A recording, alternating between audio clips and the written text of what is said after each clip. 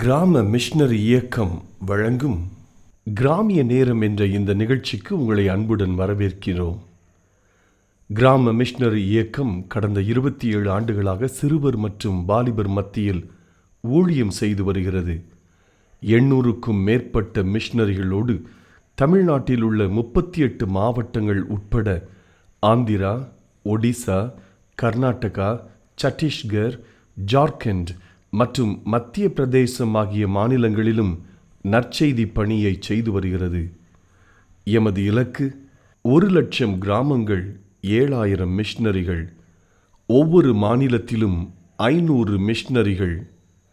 எமது தரிசனம் என் ஆட்டுக்குட்டிகளை மேய்ப்பாயாக என்ற வசனத்தின்படி கிராமங்களில் உள்ள சிறுவர் மற்றும் வாலிபர்களை கிறிஸ்துவுக்குள் வழிநடத்தி அவர்கள் மூலம் கிராமங்களை சுவிசேஷ மயமாக்குதல், சந்திக்கப்படும் சிறுவர் மற்றும் வாலிபர்களை நாளைய தலைவர்களாகவும் ஊழியர்களாகவும் உருவாக்குதல், ஒவ்வொரு கிறிஸ்தவரையும் ஆத்தும ஆதாயம் செய்கிறவராக மாற்றுதல். இப்பொழுதும் எமது நிகழ்ச்சிகளை ஜெபத்துடன் பார்த்து பயனடையுங்கள். செயல்படும் கிறிஸ்தவர்களாக தேவனுக்கு உங்களை அர்ப்பணிப்பது உறுதி. ஹலோ நேயர்களே, உங்ககிட்ட ஒரு நிமிஷம் பேசலாமா? அலெக்சாண்டர் தி கிரேட் ஒரு தடவை போர்ல தோத்து போய் துவன்று போய் ஒரு குகையில போய் உட்காந்துருந்தாரு. அப்ப அவர் ஒரு சிலந்தியை பார்த்தாரு. அந்த சிலந்தி அதை கூட்டை கட்டிட்டு இருந்துச்சு. திடீர்னு அந்த சிலந்தி கீழே விழுந்துருச்சு. அப்ப அந்த சிலந்தி திருப்பியும் அந்த கூட்டுக்கு போய் திருப்பியும் அதை கெட்ட ஆரம்பிச்சிச்சு. திருப்பியும் அதை கீழே விழுந்துருச்சு.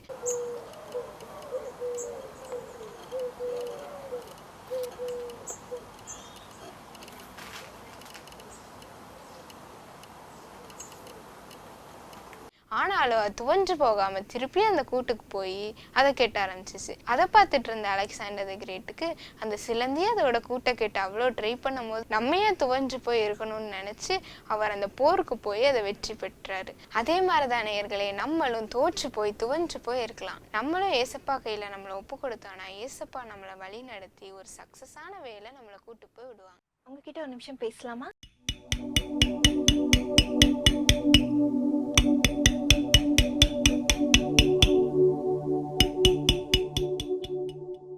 ஒரு கிராமத்துல ஒரு சிற்பி ரொம்ப அழகான சிலைகளை செதுக்குவாராம். அவரோட பையனும் ரொம்ப அழகான சிலைகளை செதுக்குவானா. ஆனா அவங்க அப்பா அந்த பையன் பண்ற சிலைகளை ஏதாவது ஒரு குறைய சொல்லிக்கிட்டே இருப்பாராம்.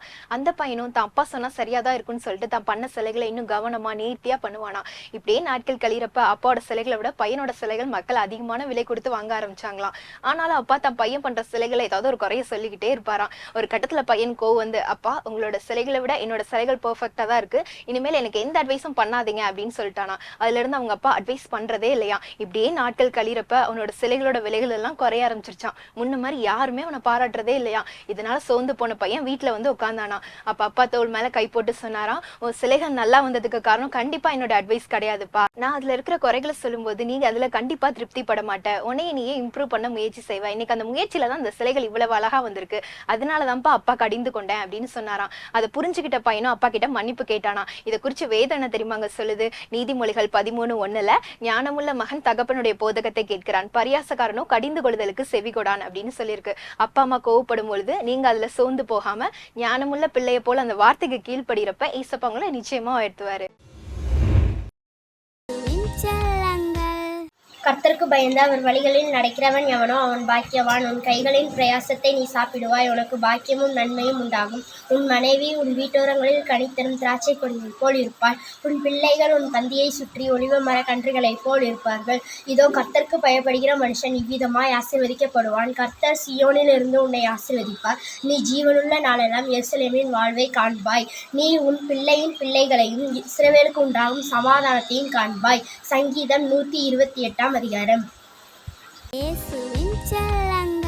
ஜாதிகளே எல்லாரும் கர்த்தரை துதியுங்கள், ஜனங்களே எல்லாரும் கர்த்தரை போற்றுங்கள்.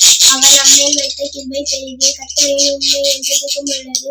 அல்லேலூயா. சங்கீதம் 117. பிரசங்கி 3:1-10. ஒவ்வொன்றிற்கும் ஒவ்வொரு காலம் உண்டு, ஒவ்வொரு காரியத்திற்கும் ஒவ்வொரு சமயம் உண்டு. பிறக்க ஒரு காலம் உண்டு, இறக்க ஒரு காலம் உண்டு, நட ஒரு காலம் உண்டு, நட்டதை பிடுங்க ஒரு காலம் உண்டு, கொல்ல ஒரு காலம் உண்டு, குணமாக்க ஒரு காலம் உண்டு, இடிக்க ஒரு காலம் உண்டு, கட்ட ஒரு காலம் உண்டு, அழ ஒரு காலம் உண்டு, நகைக்க ஒரு காலம் உண்டு, புலம்ப ஒரு காலம் உண்டு, நடனம் பண்ண ஒரு காலம் உண்டு, கற்களை எரிந்து விட ஒரு காலம் உண்டு, கற்களை சேர்க்க ஒரு காலம் உண்டு, தழுவ ஒரு காலம் உண்டு, தழுவாமல் இருக்க ஒரு காலம் உண்டு, தேட ஒரு காலம் உண்டு, இழக்க ஒரு காலம் உண்டு, காப்பாற்ற ஒரு காலம் உண்டு, மறந்துவிட ஒரு காலம் உண்டு, கிழிக்க ஒரு காலம் உண்டு, தைக்க ஒரு காலம் உண்டு, மௌனமாக இருக்க ஒரு காலம் உண்டு, பேச ஒரு காலம் உண்டு, சிநேகிக்க ஒரு காலம் உண்டு, பகைக்க ஒரு காலம் உண்டு, யுத்தம் பண்ண ஒரு காலம் உண்டு, சமாதானம் பண்ண ஒரு காலம் உண்டு, வருத்தப்பட்டு பிரயாசப்படுவதற்கு அதனால் பலன் என்ன? மனுபுத்திரர் பாடுபடும்படி தேவன் அவர்களுக்கு நியமித்த தொல்லையை கண்டேன்.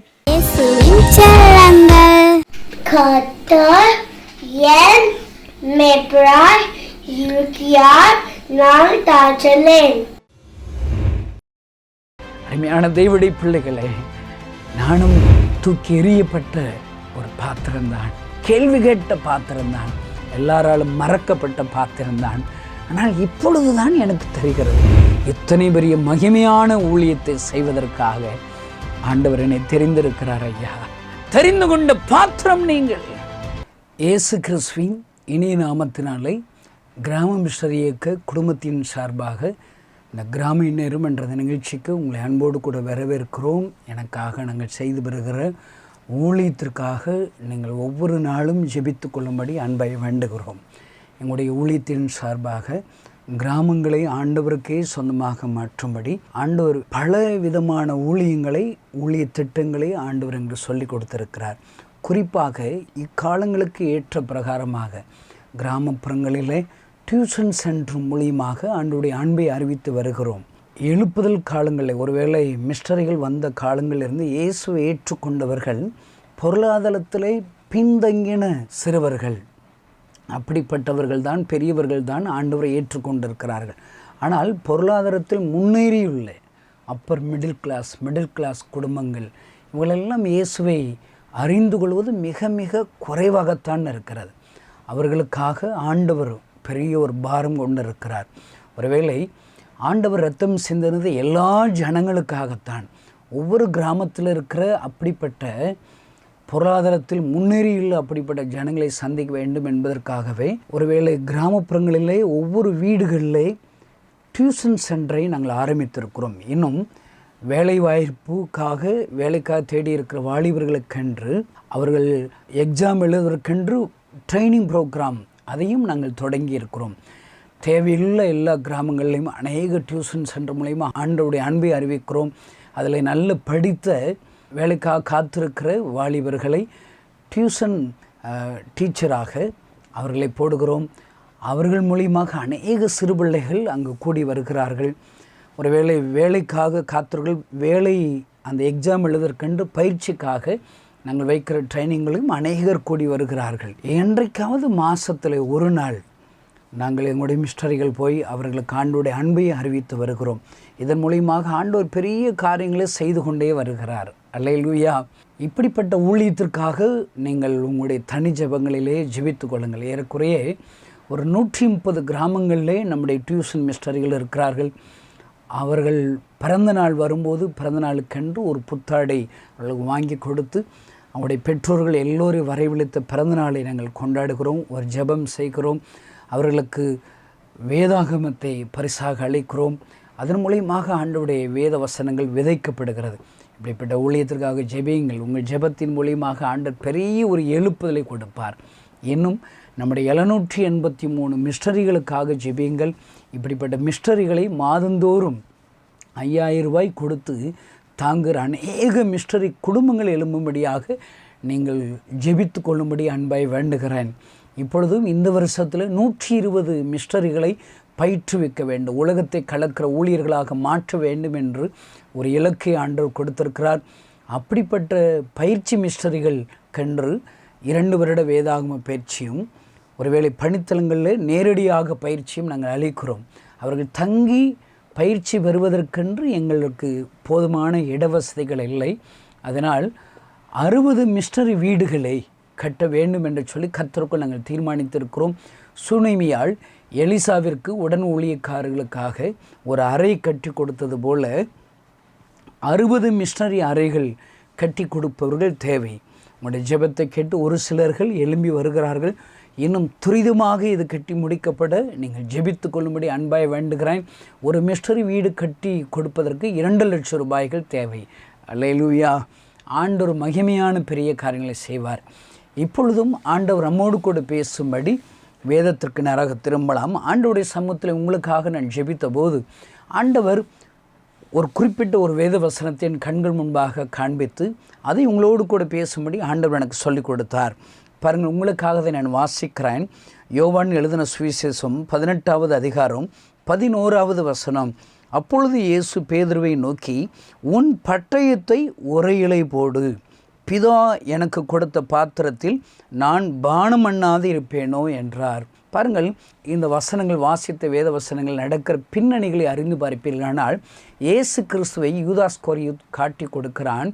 இயேசு கிறிஸ்துவை கைது செய்யும்போது அங்கே இருக்கிற பேதுரு தன் கைகளில் வைத்திருக்கிற அந்த உரையில் இருக்கிற பட்டயத்தை உருவுகிறான். உடனே ஒருவனுடைய காதை வெட்டி விடுகிறான். கொஞ்சம் இயேசு கிறிஸ்து தாமதிச்சிருந்தாலும் கழுத்தை வெட்டியிருப்பான். பாருங்கள், அப்படிப்பட்ட பேதுருவை பார்த்து சொல்லுகிற வார்த்தை தான் இப்பொழுது வாஸ்தவம். உன் பட்டயத்தை உரையிலே போடு. அல்லேலூயா. பாருங்கள், இதுதான் திருச்சபைகளுக்கென்று இயேசு கிறிஸ்து சொன்ன கடைசி வார்த்தைகள் என்று வேத வல்லுநர்கள் சொல்லுகிறார்கள். பேதுரு என்பவர் யார்? சபைகளுக்கு உதாரணமாக ஓமைகளாக காண்பிக்கப்படுகிறவர் தான் பேதுரு. இன்றைக்கு இருக்கிற எல்லா திருச்சபைகளுக்கும் ஆண்டவர் சொல்லுகிற வார்த்தை என்ன, ஆலோசனை என்ன? மாம்சத்தின்படியான முயற்சிகள் இருக்கவே கூடாது. எந்த ஒரு திருச்சபைக்கும் ஊழியக்காரர்களுக்கும் மாம்சத்தின்படியாக எதுவுமே இருக்கக்கூடாது. எல்லாம் ஆவியானவர்களே எல்லாம் ஆகும். பலத்தினால் அல்ல, பராக்கிரமத்தினாலே, என் ஆவியினாலேயே எல்லாம் ஆகும். அதனால் தான் பேதுருவை பார்த்து சொல்லுகிறார், முதல்ல உன் பட்டயத்தை உரையில் போடுப்பா. இதுதான் ஆண்டவர் எனக்கு கொடுத்திருக்கிற வழி. இதுதான் ஆண்டவர் தெரிந்து கொண்ட பாத்திரம். இது பிதா எனக்கு காண்பித்திருக்கிற பாத்திரம். இதில் நான் பானம் பண்ணணும், இதன்படியாகத்தான் நான் நடக்கணும்னு சொல்லி இயேசு கிறிஸ்து பேதுருவை பார்த்து சொல்கிறது தான் பார்க்கிறோம். இந்த செய்தியை கேட்கிற சகோதரனே, சகோதரியே, நீங்கள் யாராக இருந்தாலும் சரி, மாம்சத்தின்படியாக ஏதோ ஒரு முடிவோடு கூட இருக்கிறீர்களா? மாம்சத்தின்படி கோபமாக, எரிச்சலோடு, கசப்பான ஒரு உள்ளத்தோடு இந்த வார்த்தைகளை கேட்டுக்கொண்டு இருக்கிறீர்களா? உங்களோடு ஆண்டவர் பேசுகிறார். அருமையான சகோதரனே, சகோதரியை, மாம்சத்தின்படியான அந்த கசப்புகளை, அந்த கோபத்தை விட்டுவிடு.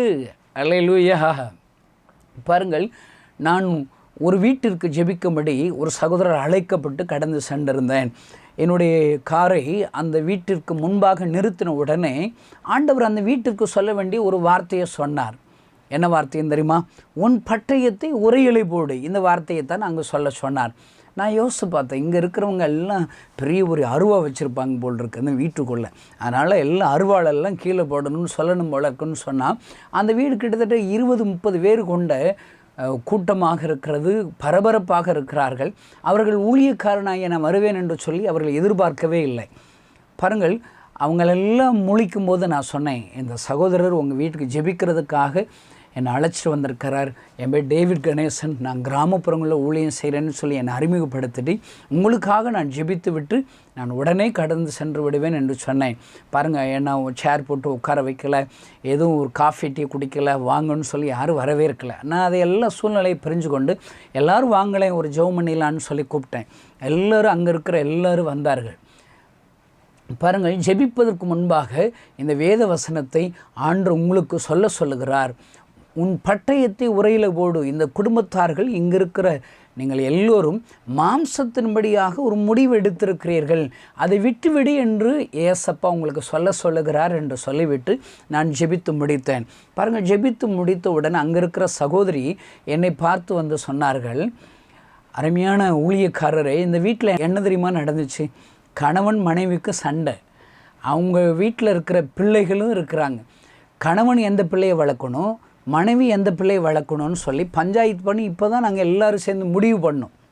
நீங்கள் வர்றதுக்கு ஒரு 2 நிமிஷம் தாமதமாக இருந்துச்சுன்னா ஆளுக்கு ஒரு திசையில் போயிருப்பாங்க. கணவர் ஒரு திசையை போயிருப்பாங்க, மனைவி ஒரு திசையை போயிருப்பாங்க. கடைசி நேரத்தில் வந்துட்டு மாம்சத்தின்படியாக நீங்கள் எடுத்திருக்கிற முடிவை விட்டுருங்கன்னு சொல்கிறீங்களே, நீங்கள் ஒரு தீர்க்கதரிசி என்று அவர்கள் என்னோடு கூட பேசினார்கள். பாருங்கள், கடைசியாக ஆண்டவர் சொன்ன அந்த வார்த்தை, அந்த பிரிய வேண்டும் என்று நினைத்த அந்த கணவன் மனைவியுடைய உள்ளத்திலே உடைத்தது. அல்லேலூயா! எத்தனை அழகாக தம்முடைய ஊழியக்காரரை கொண்டு இயேசு பேசுகிறாரே என்று சொல்லி அவருடைய உள்ளங்களிலே அந்த கசப்புகள் மாறினது. ஒருவருக்கொருவர் மன்னித்தார்கள், விட்டு கொடுத்தார்கள், அவர்கள் சேர்ந்து வாழும்படி தன்னை ஒப்பு கொடுத்தார்கள். அல்லேலூயா! அருமையான தேவனுடைய பிள்ளைகளை, நீங்களும் கூட நீங்கள் குடும்பமாக ஒருவேளை இருக்கும்படித்தான் ஆண்டவர் விரும்புகிறார். பிரிவான ஒரு எண்ணத்தோடு இந்த வார்த்தைகளை கேட்கிறீர்களா? அது மாம்சத்தின்படியான முடிவது. அதை விட்டுவிடுங்கள் என்று இயேசு சொல்லுகிறார். அல்லேலூயா! பாருங்கள், இயேசுவை ஏற்றுக்கொண்டாலே இனி நான் அல்ல, இயேசுவே. அல்லேலூயா! அதுதாங்க கிறிஸ்துவ வாழ்க்கை. நம்ம எல்லாரும் கலாத்தியர் 2 எழுதிப்பட்ட பிரகாரமாக கிறிஸ்துவோடு கூட சிலுவையில் அறையப்பட்ட இனி நான் அல்ல, இயேசுவே நீல் பிழைத்திருக்கிறார். நாம் எதுவுமே ஆண்டவருடைய வார்த்தையின்படி, ஆண்டவருடைய வசனத்தின்படி தான் செயல்படணுங்க. அல்லேலூயா! நான் அடிக்கடி கிராமங்களில் ரட்சிப்புக்குள்ளாக வழிநடத்துகிற வாலிபர்கள், சிறுவர்கள், பெரியவர்களுக்கு ரட்சிப்புனா என்னங்கிறத நான் சொல்லிக் கொடுப்பேன். ரட்சிப்புனா என்ன தெரியுமா? வெக்கம், மானம், சூடு, சொரணை எதுவுமே இருக்கக்கூடாதுங்க. ரட்சிப்புனா என்ன தெரியுமா? செத்த பாம்பு போல் இருக்கணும். செத்த பாம்பு நழுக்குன்னு ஒரு மிதிங்க, அது படம் எடுக்குமா? எடுக்கவே எடுக்காது. இதுதான் ரட்சிக்கப்பட்ட அனுபவம். இந்த செய்தியை கேட்கிற அருமையான கிறிஸ்தவ நண்பர்களே, நீங்கள் ரட்சிக்கப்பட்டீங்கன்னு சொன்னால் இதெல்லாம் வெக்கமான சூடு, சொரணை எல்லாம் உங்களுக்கு இருக்கக்கூடாது, படம் எடுக்கக்கூடாது. இன்னும் நான் சொல்லுவேன், ரட்சிக்கப்பட்டவர்கள் கூட்டம் தாங்க சபை. சபையார் ரட்சிக்கப்பட்டவர்கள் கூட்டம். இயேசுவோடு தன்னுடைய வாழ்க்கையை இணைத்து கொண்டவர்களுடைய கூட்டம் தாங்க சபை. உங்கள் சர்ச்சு ஆண்டவருடைய பிரியமான சர்ச்சாக இருக்குங்கிறத எப்படி கண்டுபிடிக்கலாம்? பாருங்கள், உங்களுக்கு தெரிந்த உங்களுடைய வீட்டில் உங்கள் சர்ச்சோடைய கல்லறை தோட்டத்துக்கு போங்க. அங்கு ஏதாவது சத்தம் வருதாங்க, சண்டை வருதாங்க. இப்போ நீங்கள் கல்லறை தோட்டத்துக்கு போகிறீங்க, உங்கள் கல்லறை தோட்டத்தில் ஒரு கல்லறை இருக்குது, அதுதான் என்னுடைய டேவிட் கணேசன் என்று எழுதப்பட்டிருக்கிறது. சும்மா கற்பனை பண்ணிக்குவோம், தப்புனா கிடையாது. என்னுடைய கல்லறை இருக்குது, என்னுடைய வலது பக்கமாக டேவிட் அப்படின்னு இன்னொருத்தருடைய கல்லறை இருக்குது, இடது பக்கமாக மோசஸ்னு ஒரு கல்லறை இருக்குது, தலைமாட்டில் எஸ்தர்னு ஒரு கல்லறை இருக்குது, கால் மாட்டில் தெபோராள்னு ஒருத்தவங்களுடைய கல்லறை இருக்குது. நீங்கள் போயிருக்க நேரத்தில் இந்த டேவிட் கணேசன் நான் எந்திரிச்சு, ஏய் டேவிட்டு தள்ளிப்படுறாங்கட்டு, மோசஸே உன் இடத்துல படுக்கிறே இல்லை, போ ஏம்மா தலைமாட்டில் படுத்துருக்கிற எஸ்தரம்மா உன் காலாங்கட்டு நீட்டுமா, உனக்கு அறிவு இருக்காமா, தெபோராம்மா தள்ளிப்படுமா. இப்படி எல்லாம் சண்டை போடுறத கற்பனை பண்ணி பார்க்க முடியுதாங்க? அங்கு அமைதி இருக்குங்க. அருமையான தேவனுடைய பிள்ளைகளே, எனக்கு சபைகளில் சத்தம் மட்டும்தாங்க இருக்குது. சத்தம் மட்டும் எழுப்புதல் இல்லை ஐயா. அல்லேலூயா! அருமையான தேவனுடைய பிள்ளைகளே, உன் பட்டயத்தை உரையிலே போடு என்று கர்த்தர் சொல்லுகிறார். மாம்சத்தின்படியாக நீ அழுது கொண்டிருக்கிறாயா? கேள்வி கேட்கிறாயா? எல்லாராலும் மறக்கப்பட்ட நிலைமையில் இருக்கிறாயா?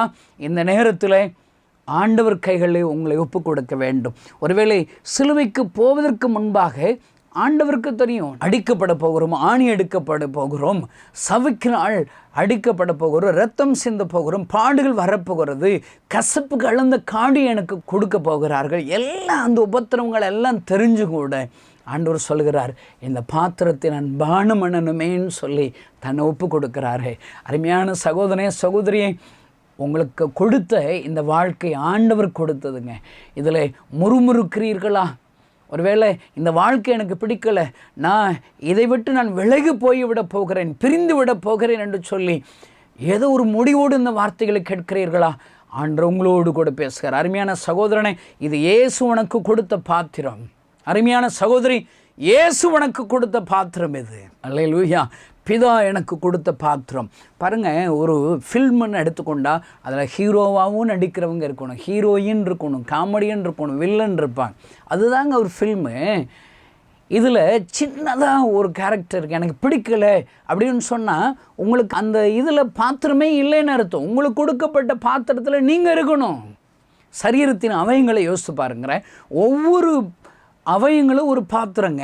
இந்த பெருவிரல் திடீர்னு எனக்கு ரொம்ப வேலை இல்லை, எனக்கு கனம் கொடுக்கப்படலை, இந்த பெருவிரல் வேண்டான்னு சொல்லி என் சரீரத்தை விட்டு எடுத்து போட முடியுமா? இந்த பெருவிரல் இல்லாட்ட எப்படிங்க சாப்பிடுவீங்க? யோசித்து பாருங்கள், ஒன்றுமே சாப்பிட முடியாதுங்க. ரொம்ப முக்கியங்க. எல்லா அவயங்களும் முக்கியம், எல்லா அவயங்களும் முக்கியம். பாருங்கள், இன்றைக்கு உங்களிடத்திலே ஆண்டவர் எனக்கு சொன்ன 3 விதமான பாத்திரங்களை உங்களுக்கு சொல்லி உங்களுக்காக ஜெபித்து நிறைவு செய்ய வேண்டும் என்று சொல்லி ஆண்டவர் எனக்கு சொல்லி கொடுத்தார். சகோதர சகோதரியே, நீங்கள் ஒவ்வொருவரும் ஆண்டவருக்கு தேவை. பிதா உங்களை தெரிந்திருக்கிறார். பவுலை தெரிந்து கொள்ளும்போது ஆண்டவர் சொல்லுகிறார், நான் தெரிந்து கொண்ட பாத்திரம் இது. அல்லேலூயா. பவுலை ஆண்டவர் தெரிந்திருக்கிறார். அப்போஸ்தலர் 9ஆம் அதிகாரம் நீங்கள் வாசித்து பாருங்கள். நான் தெரிந்து கொண்ட பாத்திரம், என்னுடைய ஊழியத்திற்காக இஸ்ரவேல் ஜனங்களுக்கு ராஜாக்கள் மத்தியில் புறஜாதிகள் மத்தியில் நான் பயன்படுத்த போகிற என்னுடைய பாத்திரம் என்று சொல்லுகிறார். எரேமியா 1 வாசித்து பாருங்கள். இவன் தாயின் கருவில் உருவாவதற்கு முன்னமே நான் தெரிந்து கொண்டேன் தீர்க்கதரிசியாக. அல்லேலூயா. இந்த செய்தியை கேட்கிற சகோதரனே சகோதரியை, இந்த வழியாக நீ புறப்பட்டு வரும்போது ஐயோ பாடுகளும் நிந்தைகளும் நெருக்கங்களும் அவமானங்கள் இருக்கிறதே, ஏன் இந்த பாத்திரத்தில் நான் பானம் பண்ணுகிறேன் என்று சொல்லி கண்ணீரோடு முறுமுறுக்கிறீர்களா?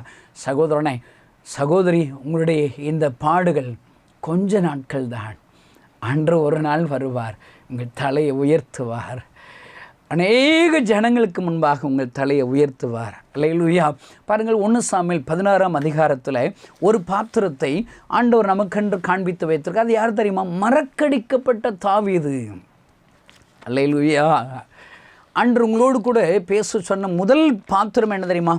எல்லாராலும் மறக்கடிக்கப்பட்டவன். எல்லாரெல்லாம் யார்? சொந்த அப்பா மறந்துடுறாருங்க. இந்த செய்தியை கேட்கிற சகோதரி, தாயும் மறந்து விடலாம், தந்தையும் உன்னை மறந்து விடலாம், ஆனால் இயேசு கிறிஸ்து உன்னை மறக்கவே மாட்டார். பாருங்கள், அங்கே என்ன நடக்கிறது? சாமுவேல் என்கிற தீர்க்கதரிசியை ஈசாய் வீட்டிற்கு, தாவீதுடைய தகப்பனார் வீட்டிற்கு ஆண்டவர் அனுப்பி வைத்திருக்கிறார்.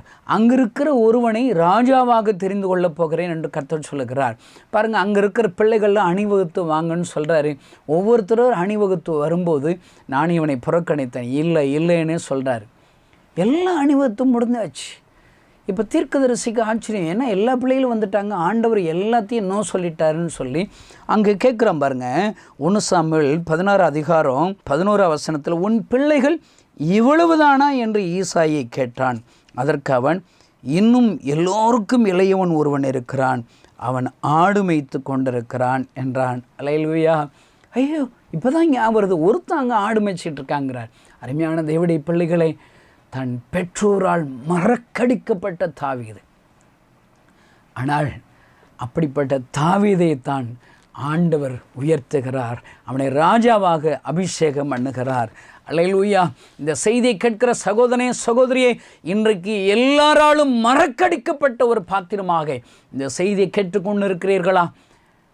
ஆண்டவர் கைகளை உங்களை ஒப்பு கொடுத்து பொறுமையோடு காத்திருங்கள். ஆண்டவர் உங்கள் தலையை உயர்த்துவார். தாவீதை உயர்த்தினது போல உங்களை உயர்த்துவார். அல்லேலூயா. பாருங்கள், இன்னும் எல்லாருக்கும் உதவாத பாத்திரங்கள் உங்களுக்காக நான் வாசித்து காண்பிக்கிறேன். யோவான் எழுதின 2ஆம் அதிகாரம் 6வது வசனத்தை பார்ப்பீர்களானால், அங்கு 6 கற்சாடிகள் வைக்கப்பட்டு இருக்கிறது. உள்ள பெரிய ஒரு ஃபங்க்ஷன், திருமண வீடு, கல்யாண வீட்டில் எல்லா அலங்கார பொருட்கள் எல்லாம் மேடையில் இருக்கும். நல்ல விஐபிகள்லாம் மேடையில் இருப்பாங்க, எல்லாம் புது ட்ரெஸ் போட்டு எல்லாம் அங்கே இருக்கிறாங்க. இங்கு எழுதப்பட்டிருக்கிற இந்த கற்சாடிகள் என்னை ரொம்ப தொட்டுச்சுங்க. அல்லேலூயா. இந்த கற்சாடிகள் யாரும் அறியலை, வெளியே தூக்கி எறிஞ்சிட்டாங்க. இது பயன்படாத பொருள், இதெல்லாம் மேடைக்கு கொண்டு வரக்கூடாது, இந்த கல்யாணம் நடக்கிற இந்த ஃபங்க்ஷன் இடத்துக்கு கொண்டு வரக்கூடாது. கனவீனமான ஒரு பாத்திரம், தூக்கி எறியப்பட்ட கற்சாடிகள். அல்லேலூயா. ஆனால் அங்கு திராட்சை ரசம் குறைவு வரும்போது ஆண்டவர் 6 கற்சாடிகளை இயேசு பயன்படுத்துகிறார். அல்லேலூயா. அருமையான தேவனுடைய பிள்ளைகளை, தூக்கி எறியப்பட்ட ஒரு பாத்திரமாக இருக்கிறீர்களா? உதவாக்கரை என்று எல்லாராலும் தள்ளிவிட்டு விட்டீர்களா? ஆண்டவர் உங்களை பார்த்து கொண்டே இருக்கிறார். ஆண்டவர் உங்களை பயன்படுத்துவார். அங்கே இருக்கிற 100கணக்கான ஜனங்கள் ஆசீர்வாதமாக மாறுவதற்கு இந்த 6 கற்சாடிகள் எனக்கு தேவை. அந்த 6 கற்சாடிகளை எடுத்து வையுங்கள், அதில் தண்ணீரை நிரப்புங்கள், அந்த தண்ணீரை ரசமாக மாற்றி அந்த 6 கற்சாடிகளை பயன்படுத்தி அங்கே இருக்கிற எல்லோரையும் ஆண்டவர் ஆசீர்வதிக்கிறாரே. அருமையான இந்த செய்தியை கேட்கிற சகோதரனே சகோதரி, 6 கச்சாடிகளை போன்று தூக்கி எறியப்பட்ட பாத்திரங்களாக இருக்கிறீர்களா? அல்லேலூயா. என் ஆண்டவருடைய கண்கள் உங்கள் மேல் வருகிறது. உங்களை பயன்படுத்துவார் ஐயா. சகோதரனே சகோதரி, உங்களை பயன்படுத்துவார். 3ஆவதாக பாருங்கள், யாத்ராகமம் புஸ்தகத்தில் உங்களுக்காக நான் வாசித்து காண்பிக்கிறேன். 15ஆம் அதிகாரம் 25வது வசனம். மோசே கர்த்தரை நோக்கி கூப்பிட்டான். அப்பொழுது கர்த்தர் மோசேக்கு ஒரு மரத்தை காண்பித்தார். அதை அவன் தண்ணீரில் போட்டவுடனே அது மதுரமான தண்ணீராயிற்று. அல்லேலூயா. அருமையான தேவனுடைய பிள்ளைகளை, 3ஆவதாக ஆண்டவருடைய பாத்திரம், ஆண்டவர் தெரிந்து கொண்ட ஒரு பாத்திரம், ஒரு மரம். இந்த அதிகாரத்தை பார்த்தீங்கன்னா, இந்த வசனத்தை பார்த்தீங்கன்னா, அங்கே மோசஸ் இருக்கிறார். மோசஸ் தான் பெரிய ஹீரோ, தலைவன், ஆண்டவரால் தெரிந்து கொள்ள விட்ட பெரிய ஒரு பாத்திரம். ஆனால் அங்கு ஆயிரக்கணக்கான லட்சக்கணக்கான ஜனங்கள் தாகத்தில் இருக்கிறார். தண்ணீர் இருக்கிறது, கசந்து போயிருக்கிறது. அல்லேலூயா. இந்த செய்தி கேட்கிற சகோதர சகோதரி, உங்களை சுற்றிலும் எல்லா கண்களை ஏறெடுத்து பாருங்கள். எல்லா ஜனங்களிடத்தில் எல்லாம் இருக்கிறது, ஆனால் சமாதானம் இல்லை. வாழ்க்கை கசந்து போய் லட்சக்கணக்கான ஜனங்கள் நரகத்தை நோக்கி சென்று கொண்டிருக்கிறார்களே. பாருங்கள், அப்படிப்பட்ட ஜனங்கள் தாகத்தோடு இருக்கிறார்கள். என்ன செய்வென்று தெரியவில்லை. ஆண்டவரிடத்திலே மோசே ஜெபித்த உடனே ஆண்டவர் சொல்லுகிறார், இந்த மரத்தை காண்பிக்கிறார். அல்லேலூயா. இந்த மரம் தான் நான் தெரிந்து கொண்ட பாத்திரம். இந்த மரத்தை நீ வெட்டி தண்ணீரிலே போடு, அது மதுரமாக மாறும். இந்த மரம் எப்படிப்பட்டது தெரியுமா? முதல் முறையாக ஆண்டவர் இந்த வசனத்தை நான் வாசித்த போது அந்த மரத்தை குறித்து என்னோடு கூட பேசினார். இந்த மரம் பேச தெரிஞ்சிருந்துச்சு, நான் கேள்வி கேட்டிருக்கோங்க. என்னெல்லாம் கேள்வி கேட்டிருக்கோம் பாருங்கள். ஆண்டவரே, என்னை தப்பாக படைச்சிட்டிங்களே, என்னை ஊருக்குள்ளே படைச்சிருந்தீங்கன்னா நான் நிறைய பேருக்கு நிழல் கொடுத்துருப்பேன், கனி கொடுத்துருப்பேன். ஐயோ, என்னை ஊருக்கு வெளியில் வனாந்தரமாக என்ன வச்சுருக்கீங்களே. அந்த மரம் கேள்வி கேட்டிருக்கோம். ஐயோ, என்னை தப்பாக நீங்கள் சிருஷ்டித்துட்டிங்களா, தப்பாக நீங்கள் தெரிந்து கொண்டீங்களா கேள்வி கேட்டிருக்கோம். ஏன் என்னை ஓங்கி வளர செய்தீங்க, ஏன் என்னை பாதுகாத்தீங்க, ஏன் இந்த வாழ்க்கை பிரயோஜனமற்ற ஒரு வாழ்க்கை கேள்வி கேட்டுக்கொண்டே இருக்கும் ஐயா. ஆண்டவர் அமைதியாக இருக்கிறார். அந்த மரம் கேள்வி கேட்ட கேள்விக்கெல்லாம் ஆண்டவர் மௌனமாக இருக்கிறார். ஆனால் ஒரு நாள் வந்தது, லட்சக்கணக்கான ஜனங்களுக்கு தாகத்தை தீர்ப்பதற்கு தண்ணீர் தேவை. அப்பொழுது ஆண்டவர் இந்த மரத்தை பயன்படுத்துகிறார். ஆமென், அல்லேலூயா. அருமையான இந்த செய்தியை கேட்கிற சகோதரனே சகோதரியை, எங்கோ நான் இருக்கிறேன், ஒரு வனாந்திர ஒரு வாழ்க்கை வாழ்ந்து கொண்டிருக்கிறேன். ஏன் இந்த உபத்திரம், ஏன் இந்த அவமானம், ஏன் இந்த நெருக்கம், ஏன் இந்த இடத்துல நான் வேலை பார்க்கிறேன், ஏன் இந்த இடத்துல நான் படிக்கிறேன் கேள்வி கேட்கிறீர்களா? அருமையான சகோதரனே சகோதரி, உங்களுடைய கேள்விக்கெல்லாம் இத்தனை நாட்கள் மௌனமாக இயேசு இருக்கிறார், ஆண்டவர் இருக்கிறாரா? ஏதோ ஆண்டவர் சொல்லுகிறார், நான் தெரிந்து கொண்ட பாத்திரம் நீ, என் மகனே என் மகளை நான் தெரிந்து கொண்ட பாத்திரம் நீ. ஏன் இத்தனை வருடங்களாக நீ கேள்வி கேட்டாயே? இப்படிப்பட்ட பாத்திரமாக உன்னை நான் தெரிந்து கொண்டேன். உன் மீது ஒரு பெரிய நான் திட்டம் வைத்திருக்கிறேன். அந்த திட்டம் என்ன தெரியுமா? உன் ஒருவனை பயன்படுத்தி லட்சக்கணக்கான ஜனங்களுக்கு ஆசீர்வாதமாக நான் மாற்றப் போகிறேன். அல்லேலூயா. அந்த மரத்தை மாற்றுகிறார் ஐயா. ஐயா, பிதா எனக்கு கொடுத்த பாத்திரத்தில் பானம் பண்ணாமல் இருப்பேனோ. இந்த செய்தியை கேட்கிற சகோதரனே சகோதரி, நீங்கள் யாராக இருந்தாலும் சரி, எப்படிப்பட்ட சூழ்நிலைகளில் இருந்தாலும் சரி, உபத்திரவத்தோடு இருக்கிறீர்களா, அவமானம் நெருக்கத்தோடு இருக்கிறீர்களா, எல்லாராலும் மறக்கப்பட்ட ஒரு பாத்திரமாக இருக்கிறீர்களா, தூக்கி எறியப்பட்ட பாத்திரமாக இருக்கிறீர்களா, கேள்வி கேட்ட பாத்திரமாக இருக்கிறீர்களா, உங்களை ஆண்டவர் தெரிந்திருக்கிறார். உங்களுடைய கேள்விகளுக்கு பின்னாடி, தூக்கி எறியப்பட்ட நிலைமைகளுக்கு பின்னாடி, அல்லேலூயா, எல்லாராலும் மறக்கப்பட்ட நிலைமையில் இருக்கிற உங்களுடைய சூழ்நிலைக்கு பின்னாடி ஆண்டவர் நிற்கிறாருங்க. அவர் தான் அங்கே டைரக்டாக உங்களை இயக்கி கொண்டிருக்கிறார். அருமையான சகோதரனை, உங்களை கனப்படுத்தும்படி, உங்கள் தலைகளை உயர்த்தும்படி, உங்களை பயன்படுத்தும்படி என் ஆண்டவர் உங்களை தெரிந்திருக்கிறார் ஐயா. உங்கள் மத்தியில் பேசுகிற என் பேர் கணேசன் தான். அருமையான இந்த செய்தியை கேட்கிற தேவனுடைய பிள்ளைகளை, நானும் எல்லாராலும் மறக்கடிக்கப்பட்டவன் தான். இயேசுவை நான் ஏற்றுக்கொண்டது மித்தமாக எல்லாராலும் வெறுக்கப்பட்டவன் தான். வெறுக்கப்பட்ட, அன்பு செலுத்துவதற்கு ஆட்கள் இல்லை ஐயா. தூக்கி எறியப்பட்டேன். ஒருவேளை அநேக திருச்சபைகளிலாலும் தூக்கி எறியப்பட்ட ஊழியக்காரன் தான். கிராம ஊழியமா, அது எங்கே இருக்கிறது ஐயா? சிறுவர்கள் மத்தியில் ஊழியம் செய்கிறேன், அதெல்லாம் ஊழியமே கிடையாது. எல்லாராலும் எச்சி இலையை போல தூக்கி எறியப்பட்ட ஒரு ஊழியக்காரனாகத்தான் நான் இருந்தேன். ஒருவேளை எத்தனை கேள்விகள் தெரியுமா? அந்த மரம் போல, ஏன் என்னை சிருஷ்டித்தீர்? ஏன் என்னை தெரிந்து கொண்டீர்? என்னை ஊழியக்காரனை தெரிந்திருந்தா எனக்கு நல்ல அப்பாவை கொடுத்துருக்கலாம், கிறிஸ்தவ அப்பாவை கொடுத்துருக்கலாம், கிறிஸ்தவ அம்மாவை கொடுத்துருக்கலாம், நல்ல அண்ணன்களை, நல்ல தம்பிகளை கொடுத்துருக்கலாம். எதுவுமே இல்லையே. என்னை ஒருவேளை திருநெல்வேலி, தூத்துக்குடி, நாகர்கோவில் இப்படிப்பட்ட கிறிஸ்தவங்க இருக்கிற ஒரு இடத்துல என்னை பறக்க வச்சிருக்கலாமே. நான் எத்தனை கேள்விகள் கேட்டேன் தெரியுமா? அருமையான தேவனுடைய பிள்ளைகளை, ஆண்டவரை நான் ஏற்றுக்கொண்டுவதற்கு சாட்சி என்ன தெரியுமா? நீங்கள் எல்லாரும் ஒருவேளை கிறிஸ்தவ குடும்பத்தில் பிறந்து இயேசுவின் அன்பை ருசி பார்த்தீங்களா? ஆனால் நான் அப்படி இல்லைங்க. நான் ஆண்டவரை தெரிந்து கொண்டதே என் ஹார்ட்டில் உள்ள வியாதினால், டாக்டர்களால் கைவிடப்பட்டேன், தூக்கி எறியப்பட்டேன், மரண தேதி முன்குறிக்கப்பட்டது. அப்பொழுது தான் இந்த இயேசுவிடத்தில் வந்தேன். நான் ஆண்டவரிடத்தில் கேட்பது உண்டு, ஆண்டவரே, ஏன் ஆண்டவரே எனக்கு மாத்திரம் ஒரு வியாதியை கொடுத்து ரட்சித்தீங்களே, என்னை சாதாரணமாக ரட்சித்திருக்கக்கூடாதா? எத்தனை வேதனைகள், எத்தனை கண்ணீர்கள். தூக்கம் வராதுங்க, சாவை நினச்சி தூக்கம் வராது. நான் ரட்சிக்கப்பட்ட பின்பாக நான் கேள்வி கேட்டேன், ஏன் ஆண்டவரே என்னை கிராமத்தில் பிறக்க வச்சிங்க? ஏன் ஆண்டவரே எனக்கு வியாதியை கொடுத்து ரட்சித்தங்க?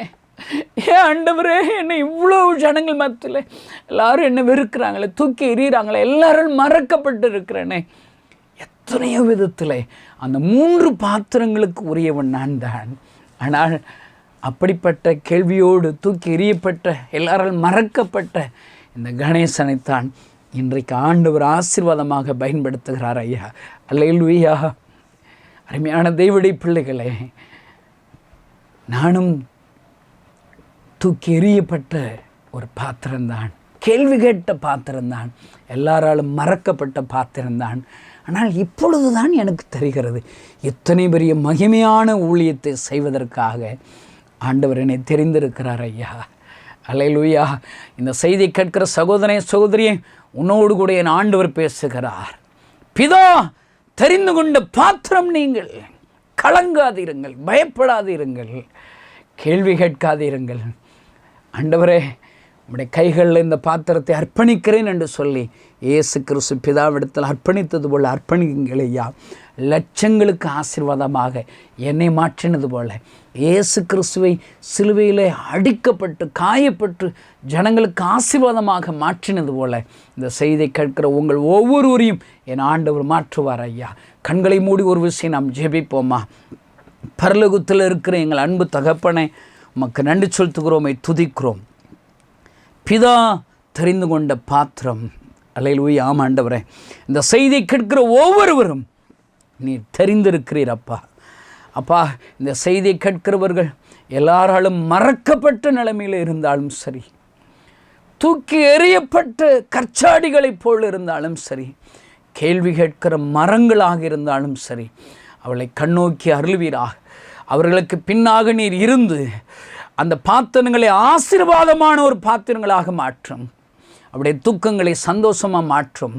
ஆண்டவரை லட்சங்களுக்கு ஆசீர்வாதமாக மாற்றும். அவருடைய தலைகளை உயர்த்துவீராக.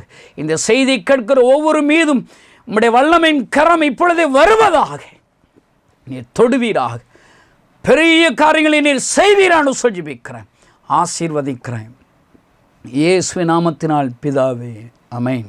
இந்த செய்தி நிச்சயமாக உங்களை செயல்பட தூண்டிருக்கும் என விசுவாசிக்கிறோம்.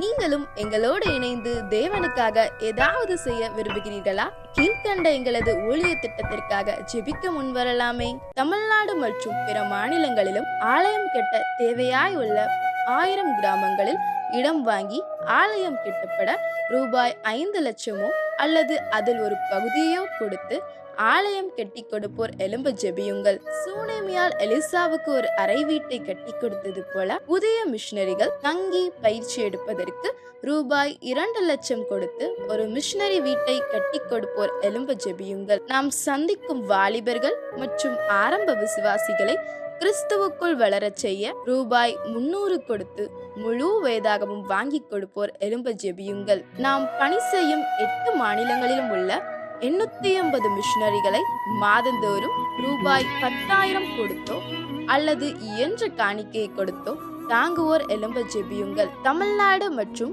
பிற மாநிலங்களிலும் துரிதமாக சுவிசேஷம் அறிவிக்கவும் பின்தொடர் பணிக்காகவும் சுவிசேஷ வாகனங்கள் வாங்கி கொடுப்போர் எழும்ப ஜெபியுங்கள். தங்கள் வாலிப மற்றும் சிறு பிள்ளைகள் ரட்சிக்கப்பட, அபிஷேகிக்கப்பட மற்றும் இயேசுவுக்கு சாட்சியுள்ள பிள்ளைகளாக வளர கண்மணி பிள்ளைகள் இயேசுவுக்காக திட்டத்தில் தங்கள் பிள்ளைகளை இணைக்கிற பெற்றோர்கள் எழும்ப ஜெபியுங்கள். இந்தியா முழுவதிலும் இன்னும் துரிதமாக நம் மிஷனரி பணிகள் நடக்க மாதந்தோறும் அல்லது வருடத்திற்கு ஒரு முறையாவது ரூபாய் 1000 கொடுத்து எழுப்புதல் விரும்பும் பங்காளர் திட்டத்தில் இணைகிற அநேகர் எழும்ப ஜெபியுங்கள். மேலும் எங்களோடு தொடர்பு கொள்ள விரும்பினால் திரையில் காணும் எங்கள் முகவரியும் குறித்துக் கொள்ளுங்கள். கிராம மிஷனரி இயக்கம், தபால் பெட்டி எண் 51, விருதுநகர் 626001. இந்த நிகழ்ச்சியையோ அல்லது எங்கள் ஊழியத்தையோ நீங்கள் தாங்க விரும்பினால் எங்கள் தொலைபேசி எண்ணை குறித்துக் கொள்ளுங்கள். 7378000444. கர்த்தர் தாமே உங்களை ஆசீர்வதிப்பாராக.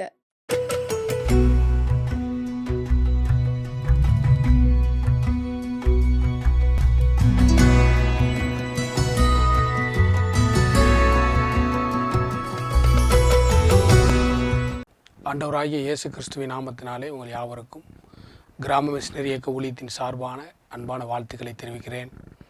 ஆண்டவர் உங்களை ஆசீர்வதிப்பார். என்னுடைய பெயர் அனீசராஜா. நான் இந்த ஊழியத்திலே மிஷனரியாக ஊழியம் செய்து வருகிறேன். ஆண்டவர் இந்த சாட்சி மூலமாய் உங்களை சந்திக்க வைத்த கிருபைக்காய் கர்த்தரை ஸ்தோத்திரிக்கிறேன். நான் பிறந்து வளர்ந்ததெல்லாம் கேரளாவில் இருந்த மூணார் என்ற பகுதியிலே நான் பிறந்தேன். என்னுடைய சிறு வயதிலே எங்கள் அம்மா பேய் பிடிச்சி வீட்டுக்குள்ளே ஆடுவாங்க. எங்கள் அப்பாவுக்கு ஆஸ்துமா வியாதினால் ரொம்ப கஷ்டப்பட்டுருந்தார். அப்பொழுது எங்களுடைய கிராமத்துக்கு ஒரு சில பேர் இயேசுவை பற்றி, நாங்கள் இருந்த இடத்துக்கு இயேசுவை பற்றி சொல்லதுக்கு கொஞ்சம் பேர் வந்தாங்க.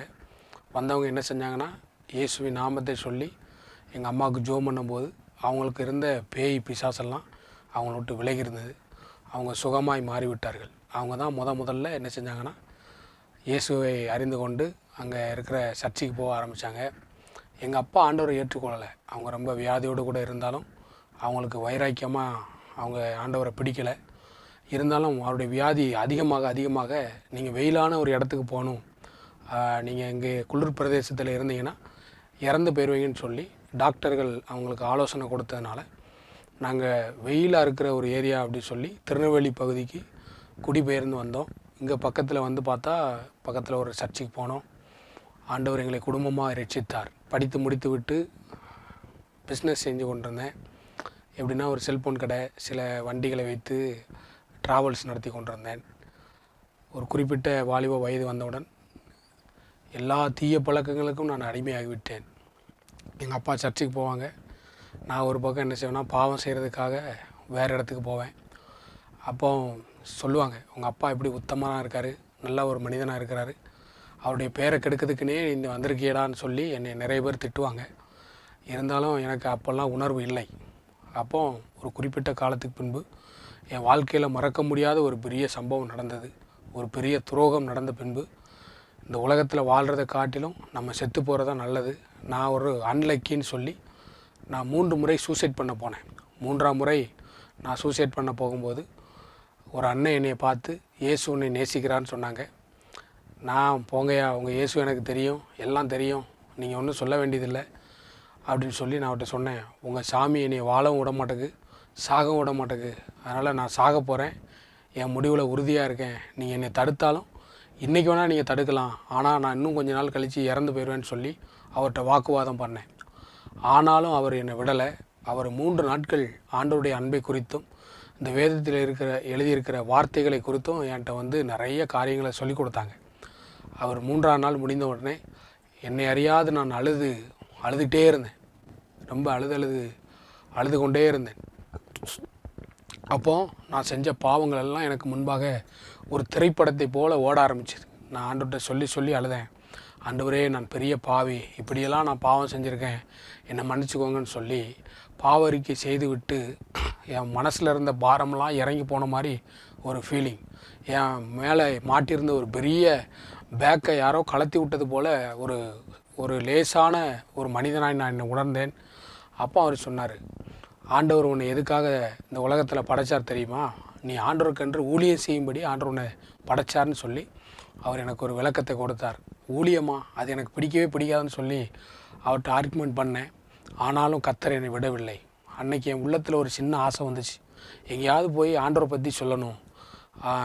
நம்ம மேலே இருந்த ஒரு பெரிய பாரம் இறங்கினது போல் இந்த உலகத்தில் என்னை போல் நிறைய வாலிபர்கள் இருக்காங்க, நிறைய சிறு பிள்ளைகள் இருக்காங்க, நிறைய பேர் இருக்கிறாங்கன்னு சொல்லி நான் என்ன பண்ணேன்னா, பக்கத்து ஊருக்கெல்லாம் சும்மா ஊழியத்துக்கு போனேன். எனக்கு ஒன்றும் தெரில. இயேசு உங்களை நேசிக்கிறார், ஆண்டவருக்கு நம்புங்கன்னு சொல்லி எனக்கு தெரிஞ்சவங்ககிட்டலாம் நான் சொல்லுவேன்.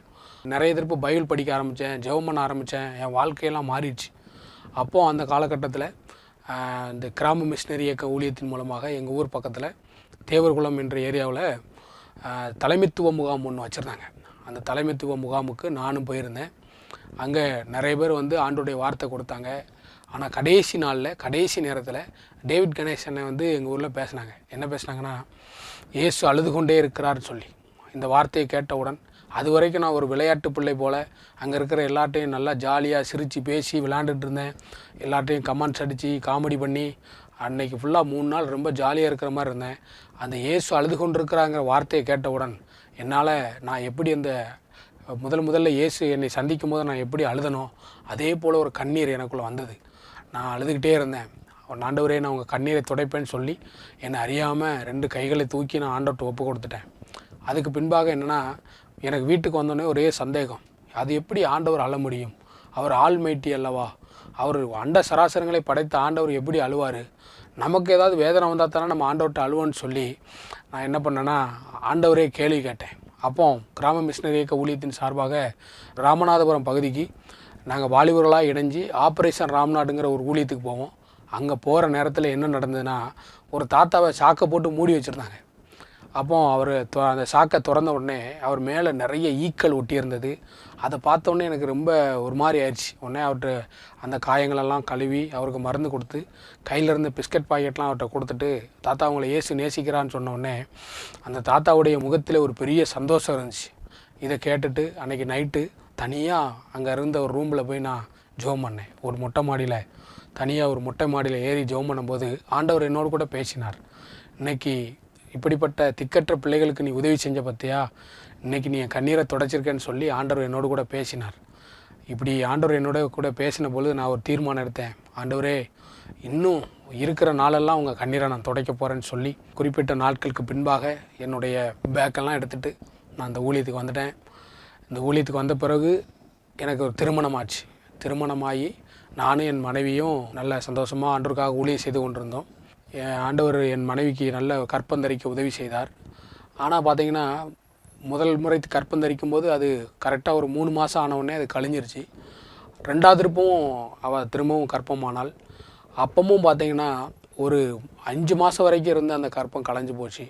அடுத்து 3ஆம் முறையும் அவள் கற்பமானாள். அதுவும் சில நாட்களில் கழிந்து விட்டது. அப்போது எனக்கு என்ன தோணுச்சுன்னா, இந்த உலகத்தில் நம்ம அன்லைக்கி அப்படின்னு அந்த டைமிங்கில் தோணுச்சு. ஆனாலும் ஆண்டவரை விடலை. ஆண்டவர்கிட்ட ஜெபம் பண்ணோம். ஆண்டவரே, எங்கள் பாவங்களை மன்னிங்க, எங்களுக்கு ஏன் இந்த வேதனைன்னு சொல்லி நாங்கள் ஜெபம் பண்ணும்போது ஆண்டவர் பார்த்திங்கன்னா திரும்பவும் எங்களை பிளஸ் பண்ணார். ஆண்டவர் சொன்னார், இதே போல் வேதனை உள்ள ஜனங்கள் இந்த உலகத்தில் இருக்கிறாங்க, அவங்களுக்கு ஆறுதல் சொல்லணும்னா அதுக்கு நீ தான் வேணும் அப்படின்னு சொல்லி ஆண்டவர் பேசினாங்க. இருந்தாலும் நாங்கள் அதெல்லாம் பொறுப்பெடுக்காதபடி திரும்பவும் நாங்கள் ஆண்டவர் ஜெபம் பண்ணோம். இப்போ பார்த்திங்கன்னா எனக்கு அழகான ஒரு ஆண் குழந்தை ஆண்டவர் கொடுத்துருக்கிறார். நான் ஆண்டவரை ஸ்தோத்திரம் பண்ணுறேன். ஒருவேளை இந்த சாட்சியை கேட்குற நீங்களும் உங்கள் வாழ்க்கையில் பல தோல்விகள் அடைஞ்சு இந்த உலகத்தில் வாழ்வதை காட்டிலும் செத்து போகலான்னு சொல்லி நினைக்கிறீங்களா? கவலைப்படாதீங்க. இயேசு உயிரோடு இருக்கிறார். அவர் உங்கள் வாழ்க்கையை மாற்றுவார். என்னுடைய வாழ்க்கையை மாற்றின ஆண்டவர் உங்களையும் மாற்றுவார். சமுதாயத்திலே மதிக்கப்படாத ஒருவனாய் ஏதோ ஒரு குப்பையில் ஒரு ஓரத்தில் எங்கள் வீட்டில் உள்ளவங்க எனக்கு அடிக்கடி சொல்லுவாங்க, 5 காசுக்கு உனக்கு வக்கில்லைன்னு சொல்லி என்னை திட்டின நாட்கள் உண்டு. அப்படிப்பட்ட அனாதையாக இருந்த என்னை அவர் தெரிந்து கொண்டு அநேகரை ஜீவரட்சணம் பண்ணும்படி நான் உன்னை தெரிந்து கொண்டேன் என்று சொல்லி என்னை அழைத்தார். அதே ஆண்டவர் இன்னைக்கும் உங்களுக்கு ஒரு வாக்கு கொடுக்கிறார். என்ன தெரியுமா? அநேகரை ஜீவரட்சணம் பண்ணும்படி கர்த்தர் உங்களை தெரிந்திருக்கிறார், உங்களை அழைத்திருக்கிறார். உங்களை கொண்டு இந்த தேசத்தை மாற்ற அவர் வல்லமை உள்ள தேவன். நிச்சயமாகவே என்னுடைய தலையெழுத்தை மாற்றினார் என்று தான் நான் சொல்லுவேன். இதே போல் ஒருவேளை உங்கள் தலையெழுத்து சரியில்லை, நான் அன்லக்கின்னு சொல்லி நீங்கள் நினைக்கிறீங்களா? You are special. நீங்கள் ஒரு லக்கி. ஏன் தெரியுமா? இயேசுவை தொடருங்கள், இயேசுவை பிடித்து கொள்ளுங்கள்.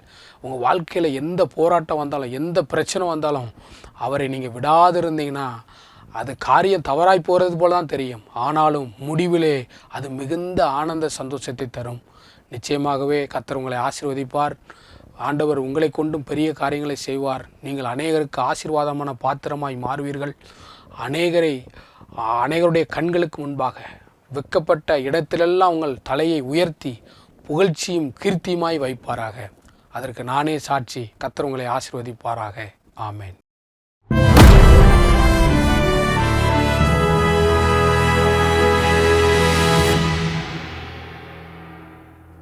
யார் தைரியமாக இருக்க முடியும், யார் பயப்படுவா அப்படின்னு ஒன்று வரும்போது நம்ம பொதுவாக நினைக்கலாம், பணபலம் இருந்தால் தைரியமாக இருக்கலாம், நம்மளை சுற்றி ஆட்கள் நிறையா இருந்தால் தைரியமாக இருக்கலாம். சிலர் என்ன சொல்லுவாங்க, எனக்கெல்லாம் சொந்தம் பந்தங்கள் நெருங்கிய நண்பர்களே இல்லை, அதை நினச்சி பயந்துக்கிட்டே இருப்பாங்க. ஒரு சிலர் அவங்க நினைப்பு என்ன, நெருங்கிய சொந்தங்கள் நண்பர்கள் இருந்தால் நம்மளை பார்த்துக்கிடுவாங்கன்னு. அப்படி இருந்தாலும் பார்த்துக்கிட மாட்டாங்கங்கிறது அவங்களுக்கு தெரியாது. நான் சொல்கிறவங்களுக்கு புரியுதில்ல? என்னை ரொம்ப க்ளோஸாக என்னை விசாரிக்கிறதுக்கு நண்பர்கள் சொந்தங்கள் இல்லைன்னு நினைக்கிறவங்களுக்கு என்ன தெரியல, உனக்கு நண்பர்கள் இருந்தாலும் சொந்தங்கள் நெருங்கியவங்க இருந்தாலும் பிரச்சனைன்னு வந்தால் ஓடி போயிடுவாங்க. இந்த உண்மை இதெல்லாம் பைபிள் படிக்கும் போது தான் நமக்கு தெரியுது. ஒரு மனிதனுடைய தைரியம் எங்கே இருக்கிறது, ஒரு மனுஷன் எங்கே நிம்மதியாக இருக்க முடியும் அப்படின்னு சொல்லி ஒரு வசனத்தை உங்களுக்கு வாசிக்கிறேன்.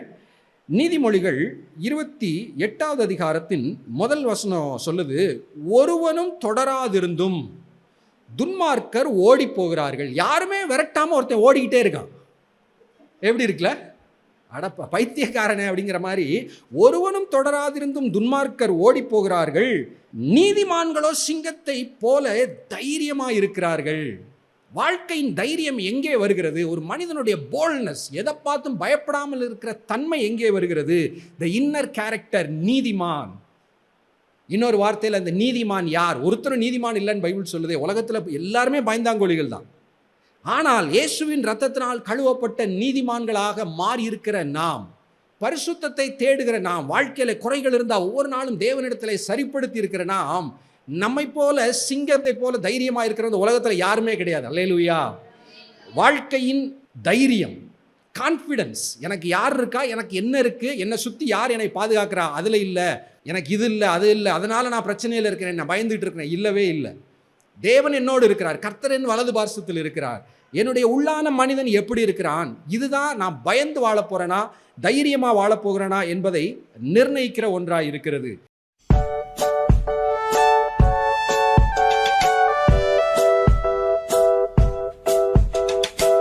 அக்கா, டிவியை பார்த்துட்டு இருக்கிற குட்டி பிள்ளைங்களுக்கெல்லாம் ஒரு கேள்வி இருக்குது. எதுக்கு அம்மா வாரம் சண்டே கிளாஸ்க்கு போன்னு சொல்கிறாங்கன்னு சொல்லிட்டு நீங்கள் கொஞ்சம் சொல்கிறீங்களா? அனிதாக்கா, எதுக்காக சண்டே ஸ்கூல் போக சொல்கிறாங்கன்னா, குட்டி பிள்ளைங்க சண்டே ஸ்கூல் போய் நல்ல பழக்க வழக்கங்களை, பைபிளை பற்றி இன்னும் காரியங்களெல்லாம் தெரிஞ்சுட்டு நல்ல பிள்ளைங்களா வாழ்ந்து பரலோகத்துக்கு போகணுங்கிறதுக்காக தான். ஓ, அதனாலயாக்கா? அதை பற்றி இப்போ ஒரு பாட்டு நம்ம 2 பேரும் சேர்ந்து பாடலாம். குட்டி பிள்ளைங்களும் நம்மளோட சேர்ந்து பாடுவாங்க. ஓகேவா? யார் அந்த இயேசு நான் பார்க்க போறேனே, சண்டே ஸ்கூலுக்கு நான் போக போறேனே, யார் அந்த இயேசு நான் பார்க்க போறேனே, சண்டே ஸ்கூலுக்கு நான் போக போறேனே, இயேசுவோட செல்ல பிள்ளை நானே, மோட்சலோகம் நானும் போக போறேன், இயேசுவோட செல்ல பிள்ளை நானே, மோட்சலோகம் நானும் போக போறேன். நீயும் வாரியா, என் கூட வாரியா, இயேசு சாமிக்கு நீ ஒன்ன தாரியா, நீயும் வாரியா, என் கூட வாரியா, இயேசு சாமிக்கு நீ ஒன்ன தாரியா. இதாக்கா, பாட்டு சூப்பரா இருந்துச்சு. இப்போ ஒரு ஆக்ஷன் பண்ணிடலாமா? ஆமாக்கா, பண்ணிடுவோம்க்கா. யார் அந்த இயேசு நான் பார்க்க போறேனே, சண்டே ஸ்கூலுக்கு நான் போக போறேனே, யார் அந்த இயேசு நான் பார்க்க போறேனே, சண்டே ஸ்கூலுக்கு நான் போக போறேனே, இயேசுவோட செல்ல பிள்ளை நானே. மோட்சலோகம் நானும் போக போறேன், இயேசுவோட செல்ல பிள்ளை நானே. மோட்சலோகம் நானும் போக போறேன். நீயும் வாரியா, என் கூட வாரியா, இயேசு சாமிக்கு நீ ஒன்ன தாரியா. நீயும் வாரியா, என் கூட வாரியா, இயேசு சாமிக்கு நீ ஒன்ன தாரியா.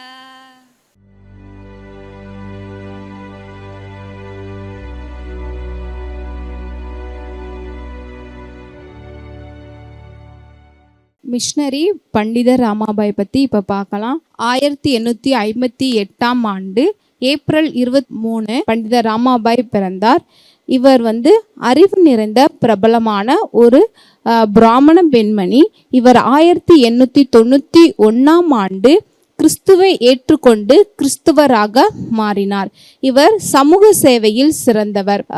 1886 1887ஆம் ஆண்டு பஞ்சத்தில் தாய் தந்தையை இழந்தவர். இவர் தனது 22வது வயதில் வங்காளத்தைச் சேர்ந்த வக்கீலை திருமணம் செய்தார். ஆனால் அவரது கணவர் 19 மாதங்கள் கழித்து இறந்து போனார். பின்பு அவருடைய ஒரே சகோதரனும் மரித்து போனார்கள். இச்சம்பவங்களுக்கு பின்பு இளம் விதவையான பண்டித ராமாபாய் ஒரு பெயர் கிறிஸ்துவராக மாறி வாழ்ந்து வந்தார். பெண்கள் உடன்கட்டை ஏறிக்கொண்டிருந்த காலம். விதவைகள் மறுமணம் புரிந்து கொள்ள கூடாத சமயத்தில் ஏற்றுக்கொள்ளாத காலத்துல ஒரு கிறிஸ்துவராக வாழ்ந்து வந்திருக்காங்க. பஞ்சத்தில் கஷ்டப்பட்ட அனாதைகளுக்கும் விதவைகளுக்கும் பூனாவில் ஒரு விடுதி ஒன்று நடத்தி வந்திருக்காங்க. ராமாபாய் முக்தி மிஷன் சென்டர் என்று அது அழைக்கப்பட்டது. 1901ஆம் ஆண்டு முக்தி மிஷன் சென்டரில் 2000 பெண்கள் இருந்திருக்காங்க. மேலும் இவர் முக்தி பிரார்த்தனை பெல் என்ற பத்திரிகையை நடத்தி வந்தார். பத்திரிகை மூலம் இந்தியாவிலும் உலகம் எங்கும் உள்ள பெண்கள் மத்தியில் எழுப்புதல் தேவை என்பதை 5 ஆண்டுகளுக்கு முன்பாகவே இவர் உணர்த்தி வந்திருக்காங்க. இங்கிலாந்து நடந்த கெஸ்விக் கன்வென்ஷனில் கலந்து கொண்டார். அங்கே கூடிந்த 4000 மக்களிடம் இந்தியாவில் சுவிசேஷம் பரவ வேண்டும், எழுப்புதல் வர வேண்டும் என்று ஜெபிக்கும்படி கேட்டுக்கொண்டார். 1899ஆம் ஆண்டு இந்திய தேசத்தில் எழுப்புதலுக்காக ஜெபத்திலும் உபவாசத்திலும் அதிக நேரம் செலவிட்டார். பரிசுத்த ஆவியின் அபிஷேகத்திற்காக விசேஷித்த ஜெப கூட்டம் ஆரம்பித்தார். அதன் விளைவாக முக்தி மிஷன் சென்டரில் 1200 பெண்கள் இயேசுவை ஏற்றுக்கொண்டு மறுபிறப்பின் அனுபவம் பெற்றனர். அதன் பிறகு முக்தி மிஷன் சென்டரில் அந்த ஜெபத்தின் மூலம் 600 பேர் ரட்சிக்கப்பட்டிருக்காங்க. 1904ஆம் ஆண்டு டிசம்பர் மாதம் வேர்ல்ட்ஸ் தேச எழுப்புதலை குறித்து கேள்விப்பட்ட பண்டித ராமாபாய் இன்னும் அவங்களுக்குள்ள எழுப்புதல் தாகம் அதிகமாயிருக்கு. அதன் நிமித்தம் இவங்க என்ன பண்ணியிருக்காங்க, 10 பேர் சேர்ந்து பல குழுக்கள் ஆரம்பிச்சிருக்காங்க. இந்தியாவில் உள்ள பெயர் கிறிஸ்துவர்களுக்காகவும் ஆண்டவரை அறியாத ஜனங்களுக்காகவும் இவங்க என்ன பண்ணியிருக்காங்க, உபவாசத்துல ஜெபிக்க ஆரம்பிச்சிருக்காங்க.